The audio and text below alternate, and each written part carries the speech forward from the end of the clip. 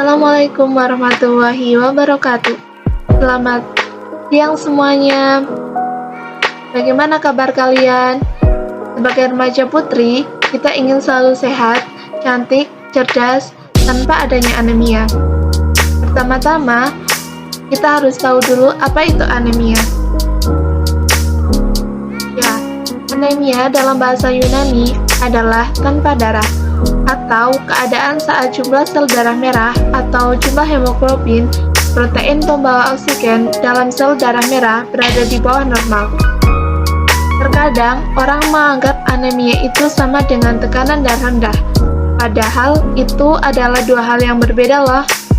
Anemia berhubungan dengan kadar Hb yang kurang di dalam darah, sedangkan tekanan darah rendah berhubungan dengan kerja jantung yang kurang kuat saat memompa darah ke seluruh tubuh. Selain itu, ternyata remaja putri memiliki tingkat risiko anemia lebih tinggi dibandingkan dengan remaja putra. Bahkan di Indonesia sendiri, 23% remaja putra mengalami anemia dibandingkan remaja laki-laki, yaitu 12% karena kekurangan zat besi. Kemudian berapa sih kebutuhan zat besi itu sendiri untuk remaja? Untuk lelaki usia 13-29 tahun yaitu berkisar antara 9-11 mg. Sedangkan untuk remaja putri usia 12-29 tahun yaitu berkisar antara 15-18 mg. Wah, kenapa angka kebutuhan zat besi untuk remaja putri lebih tinggi dibandingkan remaja putra? 1. Remaja putri beresiko kehilangan darah yang disebabkan oleh pendarahan menstruasi. 2. Kurangnya zat besi dalam makanan yang dikonsumsi. 3. Penyakit yang kronis, misalnya TBC, hepatitis, dan lain sebagainya. 4. Ketidakseimbangan antara asupan gizi dan aktivitas yang dilakukan. 5. Pola hidup remaja putri yang berubah. Kemudian apa sih tanda dan gejala untuk anemia itu sendiri? 1.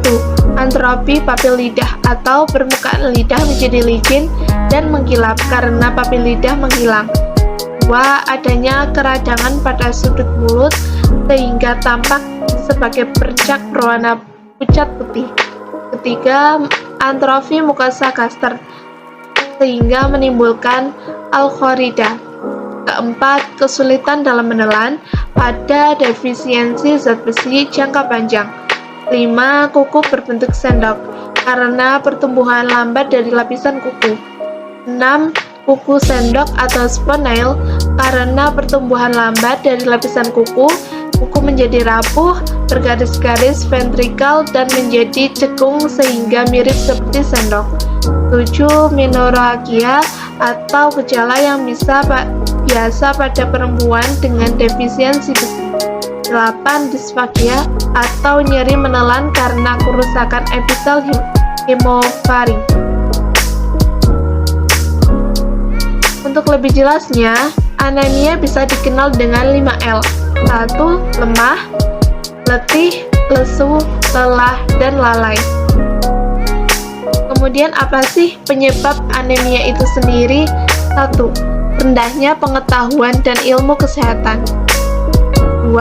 Kehilangan darah yang disebabkan oleh pendarahan menstruasi. 3. Kurangnya zat besi, vitamin B12, asam folat, vitamin C dalam makanan. 4. Penyakit misalnya TBC, hepatitis, gastritis, dan radang usus buntu.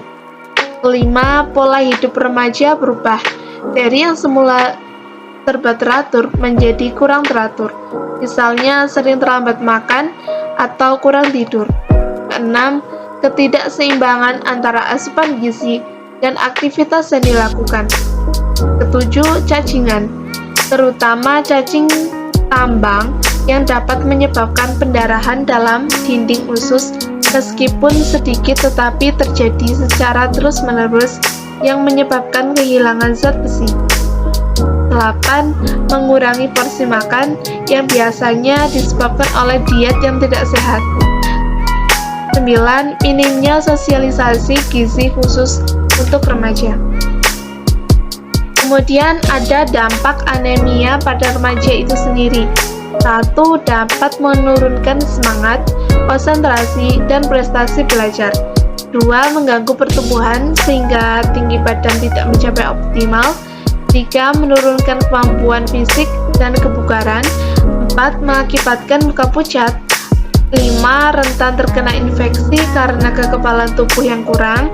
6. Menurunkan fungsi dan daya tahan tubuh. Untuk itu kita perlukan untuk mencegah anemia itu sendiri. Menurut Tarwoto 2010 terdapat langkah-langkah yang bisa dilakukan untuk mencegah anemia itu sendiri. 1. Konsumsi makanan yang kaya zat besi seperti daging, ikan, hati ayam, dan telur. 2. Banyak konsumsi sayuran hijau. 3. Konsumsi protein nabati seperti kacang-kacangan dan tempe. 4. Banyak makan makanan yang mengandung vitamin C seperti jambu, jeruk, tomat, dan nanas. 5. Minum 1 tablet tambah darah setiap hari, khususnya wanita saat menstruasi. 6. Kesulitan konsultasikan ke dokter jika mengalami tanda dan gejala anemia.